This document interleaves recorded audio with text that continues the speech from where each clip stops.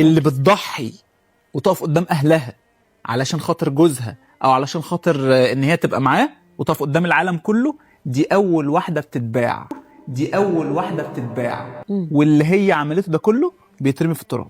الحاجه اللي هي شافت من وجهه نظرها ان هي عملت عمل بطولي وبقت السوبر وومن، بتتعاير بيها. الاجتهاد قوي في العلاقات مش مطلوب يا جماعه، انك تجيب اخرك قوي قوي قوي وتعلي سقف طموحاتك في العلاقات وتقدم اطنان من الحب واطنان من الاهتمام، ده مش مطلوب، ده بيجيب نتائج عكسيه. لكن لو بدأنا الموضوع بتوازن مش هيحصل اللي هي وصلت له ده. الراجل يحب يشوف الست التقيله المليانه، مليانه وزن، لا مليانه خبره وحكمه، فدي يعمل لها 1000 حساب.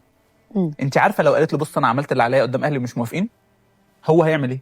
هيجري وراها هو ويدور على طريقه يوصل لها بيها، وهيقدر لها قوي قوي قوي اللي هي عملته ده. شوفي هي عملت العكس فتعايرت. ما تديش قوي في الحب، ما تديش قوي في الاهتمام، عشان كله هيجي على دماغك انت في الاخر.